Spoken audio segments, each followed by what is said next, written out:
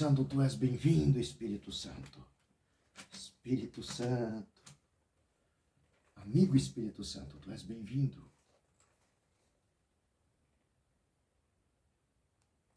Assim que, se alguém está em Cristo, nova criatura é.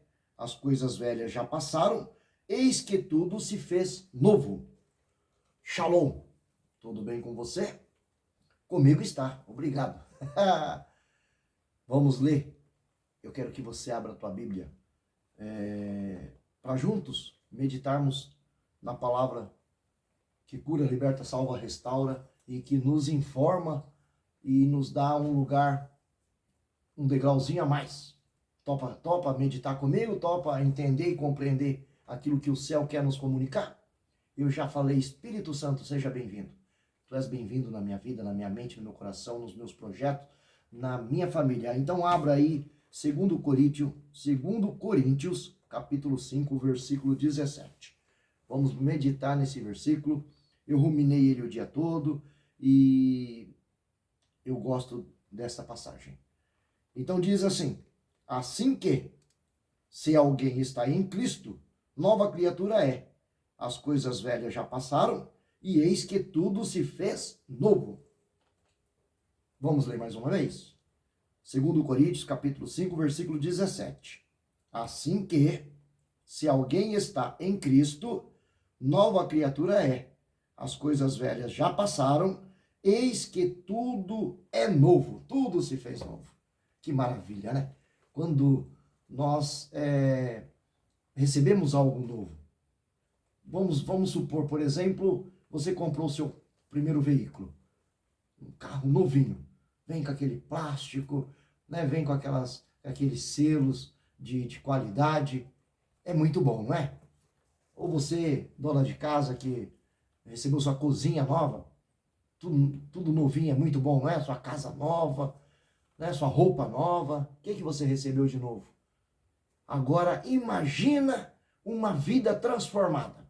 Imagina uma vida nova. Nicodemos perguntou para Jesus: é possível alguém entrar no ventre da mãe e nascer de novo?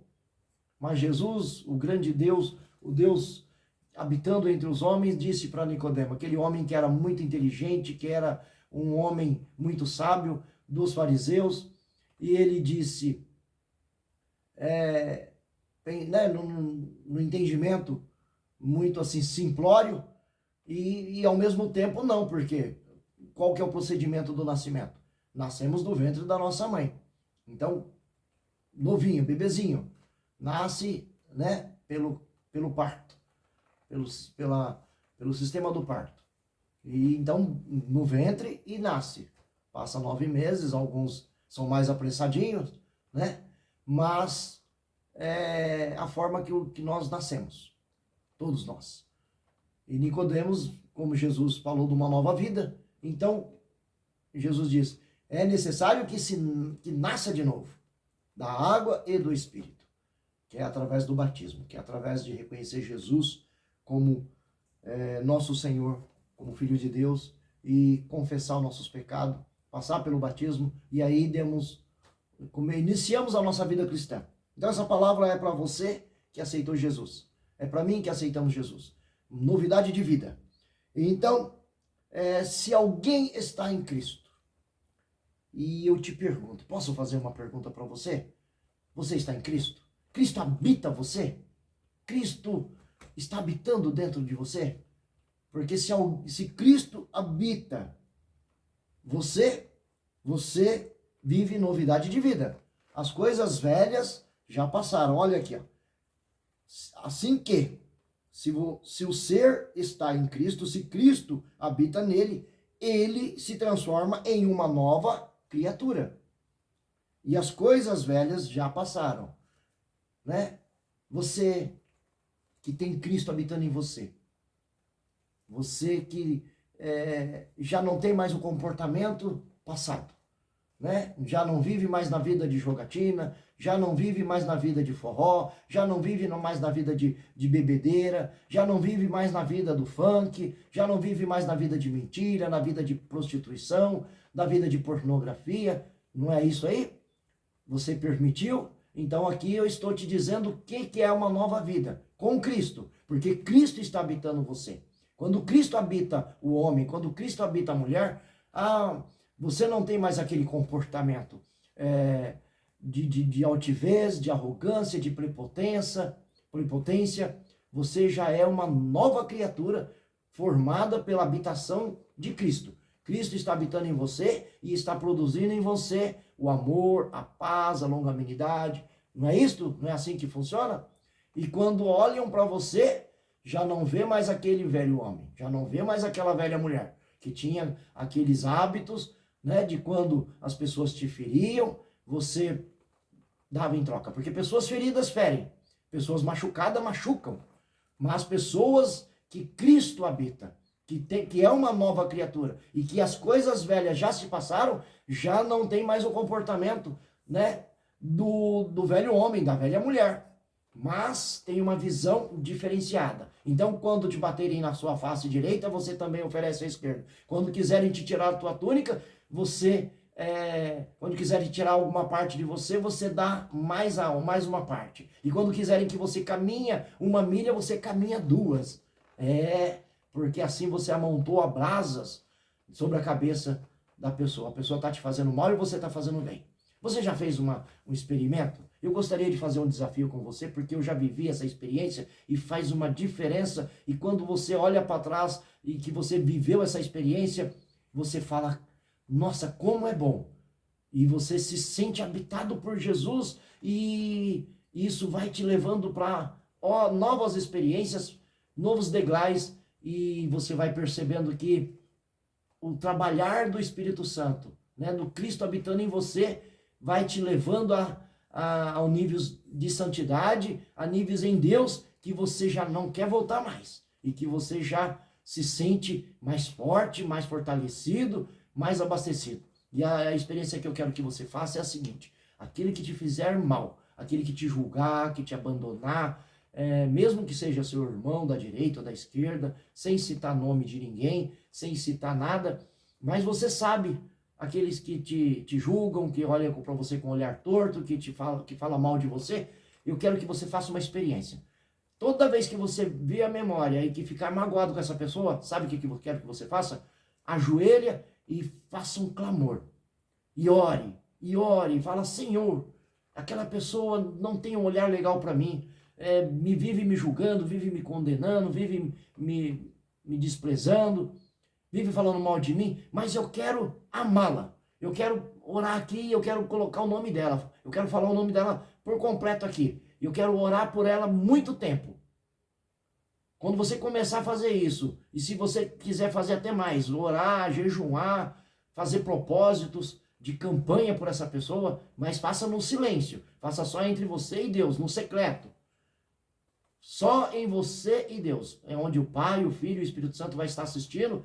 E faça isso por tempo necessário e o Espírito Santo vai te guiar através da palavra por quanto tempo.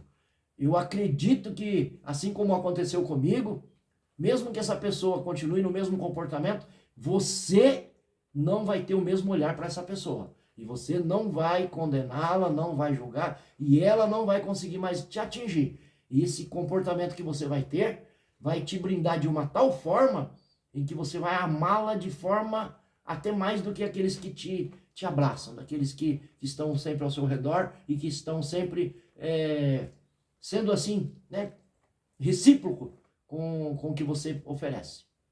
Aquelas pessoas que estão, né, no seu convívio ali e agradável, né?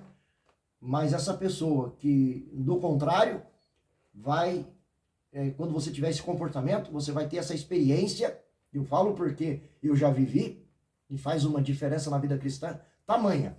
Então você vai subir em degraus e com certeza, mais cedo ou mais tarde, o Senhor, que é o juiz e que ama todos de forma igual, vai te trazer à luz o plano e o projeto, e você vai olhar lá na frente, vai olhar lá atrás e vai falar a tamanha diferença. Então faça essa experiência, tá? E quando você olhar para a pessoa, eu sempre costumo dizer que conhecemos uma árvore pelos frutos que dão. E a palavra diz que a fé sem obra é morta e vice-versa. Então, mostra a tua fé pelas tuas obras, mostra a tua fé sem obra, e eu mostro a minha fé pelas minhas obras. Porque essa semana Deus vem falando de caridade, do vínculo do amor, de abraços. Então Deus vem, eu fico maravilhado como o Espírito Santo, quando nós oramos e nós falamos, Senhor, fala comigo. E é sempre de uma forma sequencial. Nunca você volta atrás, mas você vai subindo de degraus em degraus, sempre de uma forma sequencial. Aqueles que aqueles que vivem uma vida com Deus, uma vida de experiência com Deus, uma vida de busca intensa com o Senhor, meditando na palavra, em oração, em jejum, em consagração, todos os dias, ele vai entendendo esse lugar e ele vai vendo que é sempre uma sequência, sempre uma construção, né, como se estivesse construindo uma casa, tijolo por tijolo, né, degraus por degraus, e até uma hora que fica construída, né, você vai como constrói uma casa, alicerce, depois as paredes, depois os vigamentos, depois a laje, depois o acabamento. Não é assim que funciona? Não é assim que constrói casas, prédios, palácios, né? E assim a vida cristã também. Então, quando você olhar para alguém, você vai descobrir se Cristo habita nela, pelos frutos que ela vai dar. Quando, né, ela for... Porque o cristão, aquele que tem Cristo habitando em si, ele não vai ter paz somente no tempo de bonança. Ele não vai ter paz. Ele vai ter paz no tempo de bonança, no tempo de alegria. Ele vai ter paz, amor, no tempo de turbulência, no tempo de aflições. Quando o diagnóstico médico vem negativo, quando a porta de emprego fecha, ele vai ter paz. A paz que excede todo entendimento. Para que você...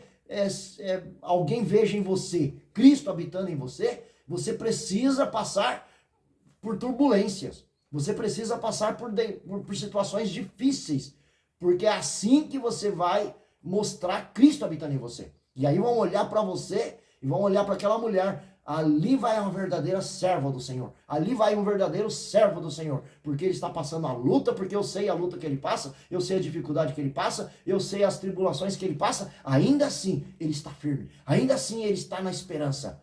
E é assim esse é o comportamento do cristão, porque na bonança e na paz é fácil ser cristão, dentro da igreja é fácil ser cristão, quando todos te abraçam, quando todos te aplaudem, é fácil ser cristão. Agora, quando as dificuldades vêm, quando os abandonos, quando as tristezas, quando os diagnósticos, quando as turbulências aparecem, aí eu quero ver.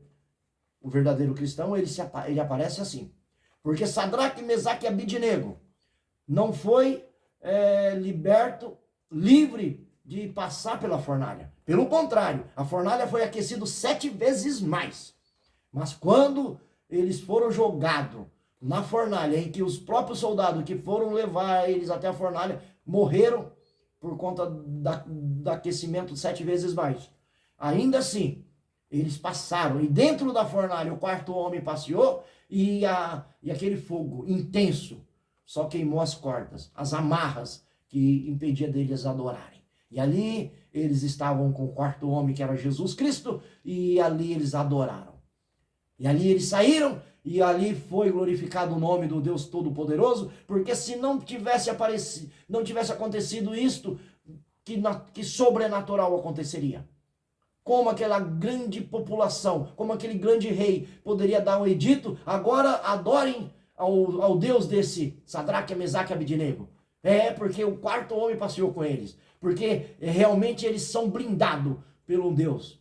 Então é assim.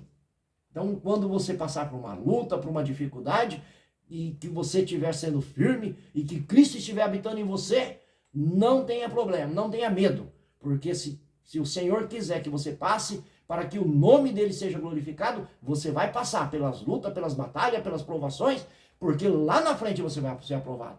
Então, Sadraque, Mesaque e Abidnego, ele sabia que ainda que eles morressem ali, queimado pelo fogo, tinha uma glória mais excelente. Como Paulo disse, as tribulações presentes do momento não se comparam com a glória que há de vir.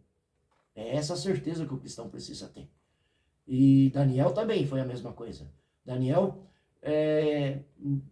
o edito estava formado, a armadilha estava formada, e ele viu e ele sabia. O rei era amigo dele, o rei sentiu, porque tinha sido traído, tinha ali selado e agora tinha que cumprir com o edito do rei, porque era irrevogável.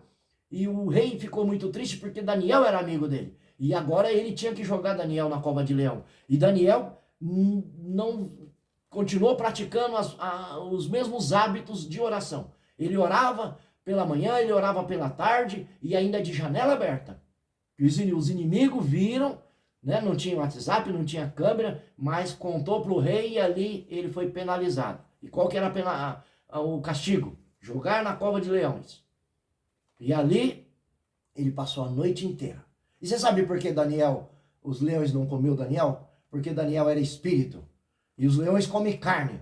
Os leões não comem espírito. Daniel vivia no espírito. Daniel inclinava a vida dele para o espírito. Então, quando os leões que só comem carne, só têm fome de carne, não comeu Daniel.